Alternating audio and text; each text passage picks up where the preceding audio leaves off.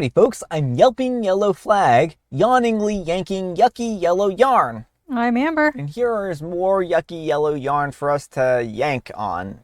So let's get started on that. Alright folks, and our first letter is titled, Am I a jerk? Is it unreasonable to ask a colleague to take off her AI glasses when speaking to me? A woman at my workplace recently bought Meta Ray-Ban glasses and now wears them everywhere. She has normal prescription glasses. I know they are not necessarily recording all the time, and I'm not trying to make a big deal out of someone's personal tech.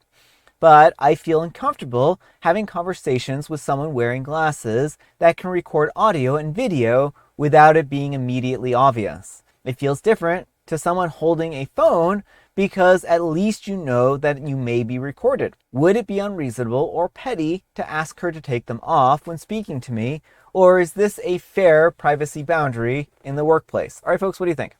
I mean, I don't think OP's in the wrong for not wanting this, but I would recommend just taking it to HR because the company probably is not going to want this anyway. And so they might just put out a memo to all employees letting them know that these smart glasses are not allowed in the workplace.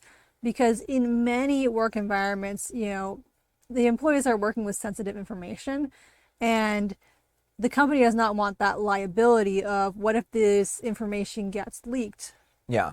And also, a lot of time, there have been instances where these glasses have recorded people without them even knowing that they were recording, right? So it's one of these things where you have a company like Meta who has done questionable things in the past, and they're continuing to do questionable things with, training their AI by utilizing people wearing these glasses. And it becomes much more of a problem because now they can absorb even more information that they may not even be legally allowed to access, right? Mm-hmm. So I would be very cautious using these in anywhere where there was any kind of sensitive information at all, right?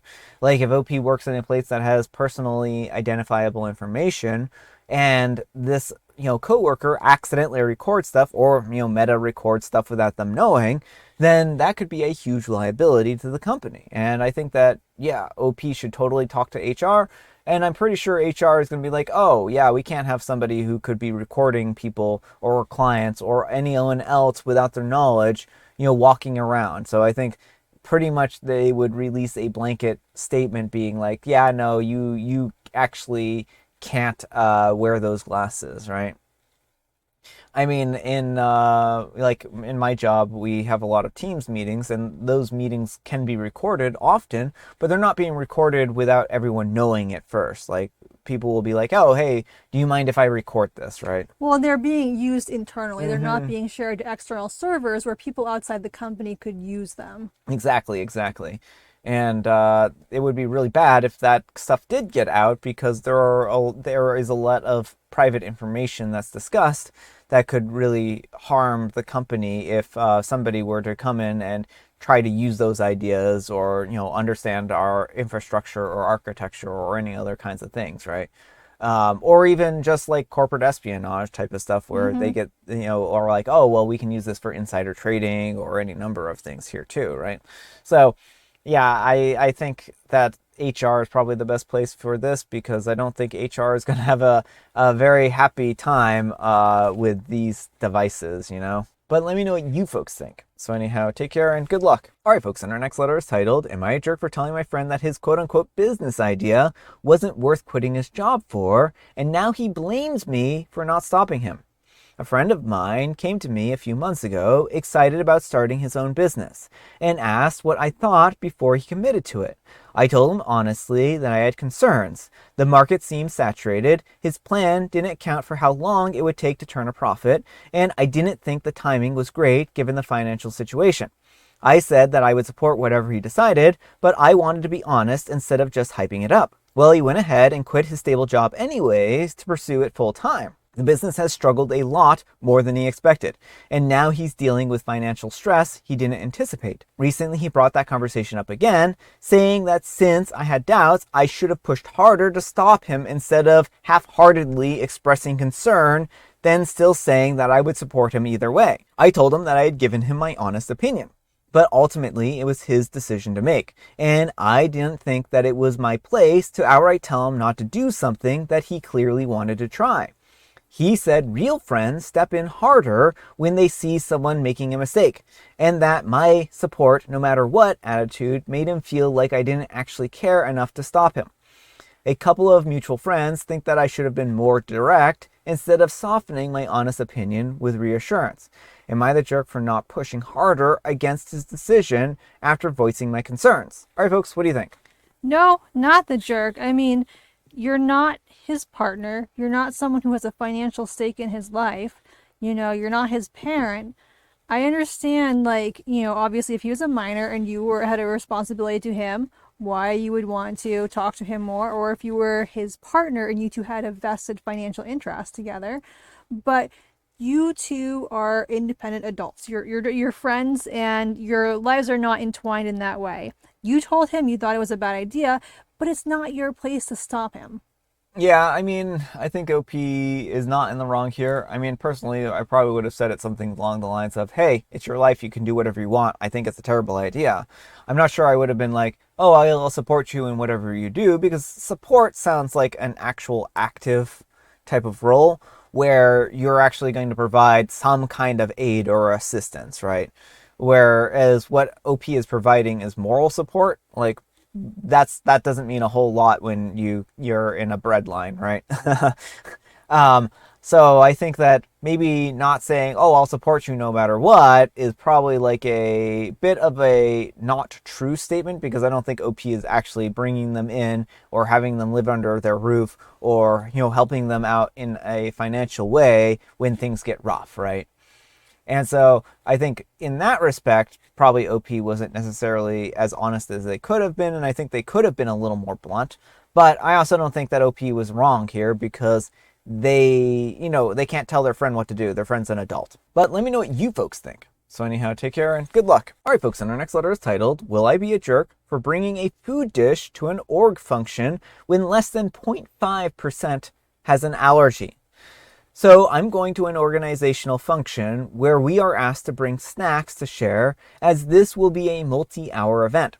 I had already planned a dish and bought the ingredients, when at the last moment an announcement was made that a single person has a severe allergy to multiple food types within a family of foods, pretty common foods and very uncommon allergy. My planned snack would have several of these allergens within it. They later expanded that allergy list to include refreshments that also have these ingredients. So, seeing as this only affects 1 out of 200 people attending, would I be the jerk for bringing the snack that I already paid for? I cannot imagine this person asked restaurants to remove this very common list of ingredients from their premise before they enter. And I plan on labeling the food. Edit to clarify, the instruction was, do not bring anything with these ingredients. Edit 2, I never planned on actually taking it. Just baffled that someone with an allergy like this wouldn't simply choose to take their own food needs rather than place the restrictions on hundreds of other people's. Throwaway for obvious reasons. All right, folks, what do you think? Yeah, OP, you are the jerk. It said not to bring foods with those ingredients. You don't bring foods with those ingredients. You do not know how severe this allergy is. It could be that if the person just inhales those ingredients, like the scent of those ingredients, it could be enough to trigger an allergic reaction. It doesn't matter if it's one person out of 200. That doesn't mean you can gamble with their life and safety. Yeah, I mean, I do understand where OP is coming from here with the frustration, but I do think that they are, overstating here, being like, oh, no, guys, really, I wasn't planning on taking this dish. OP was totally planning on taking this dish up until Reddit was like, no, don't do this. The thing is, like, yeah, it might be one person, but do you want to be responsible for that one person's death? Right? So is it worth risking their life because you already bought the snack stuff, right? I understand, though, the frustration here, because I would be pretty annoyed too if I already went out of my way to buy everything for a snack and then suddenly at the last minute was told, hey, by the way, you can't bring your snack in. I would say maybe even at that point in time, just be like, well, I'm just going to buy a pack of cookies from the store and, put them out there, right? I do get OP's frustration with that. I do think that If this person has this severe of an allergy, then they're probably not going to restaurants though. Yeah. So I don't think that OP has much to worry about. But also there's a cross-contamination aspect where if somebody accidentally drops one food into another food, then it could actually end up with this, contaminant. So I think there's a lot of reasons why the company would want to err on the side of caution, even if this was like a low risk of them actually getting this allergen into their system. So I think that the company is wise to make sure that this person's health is regarded and that they are safe with within this environment, right? But let me know what you folks think. So anyhow, take care and good luck. All right, folks, and our next letter is titled, Am I a Jerk for Going Around My Recruiter and Contacting the Hiring Manager Directly, Costing Her $14,000 Commission? So some background, I'm a 27-year-old female and I was laid off in January and I spent about 3 months job searching. It was brutal. I signed with a recruiting agency and got paired with a recruiter named Patrice, who seemed great at first. She submitted me for a role at a logistics company in late February. The interview process went really well.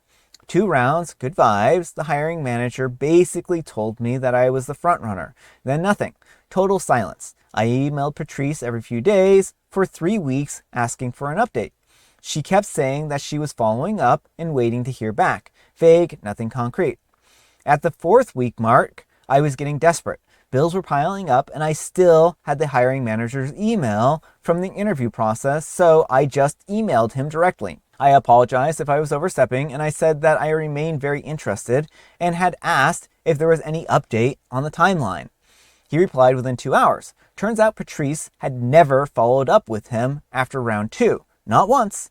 He had assumed that I had withdrew my candidacy. He was surprised that I was still interested and said that he would reopen the conversation.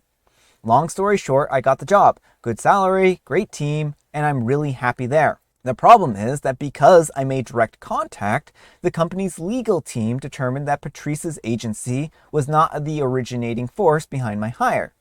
Her agency lost the placement fee, which she told me would have been around $14,000 of commission for her personally. She called me crying, said that I had no idea how hard her job was, and that she had dropped the ball, but didn't deserve to lose that kind of money over one mistake, and that I should have been patient. She said that I was selfish, and that I knew what I was doing when I emailed them. Honestly, yeah, I kinda did, but I was 3 months unemployed, and she ghosted me for weeks while an offer was just sitting there rotting. My boyfriend said I did what I had to do. My mom says that I should send Patrice an apology at a minimum. A friend who works in HR says recruiters lose placements all the time, and Patrice has no one to blame but herself. Am I the jerk? All right, folks, what do you think? No, not the jerk. I mean, first of all, she didn't just drop the ball once. OP repeatedly tried to check in with her and got radio silence. Even if she had just dropped the ball once, OP still could have reached out, and I don't think that would have been a huge breach. But the fact is, she was not doing her job. You don't ghost someone for 3 weeks. OP could very well have lost this shot at this job they were very well qualified for due to her negligence. And it's lucky OP didn't. So, I understand that she lost out on money, but she was not doing her job, and that's why she lost out on this money. If she had followed up with the company like she was supposed to, she would have gotten that commission. Yeah, I mean, that's my feelings as well.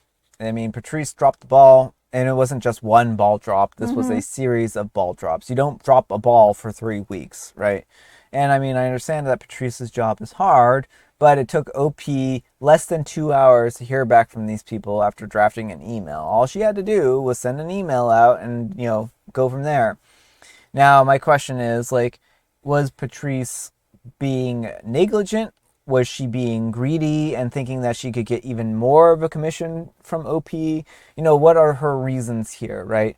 Now, I think OP, maybe she was waiting out and being like, well, I can get OP even higher paying job and then I can get an even bigger, commission or something like that. And if she was playing like that, then that's, kind of, a dangerous game, right? It is a dangerous game, but it's also one you want your client to be on board with. Like, you should have said to OP, well, I think you'd be a good fit for this job, but I think I can get you better. Yeah.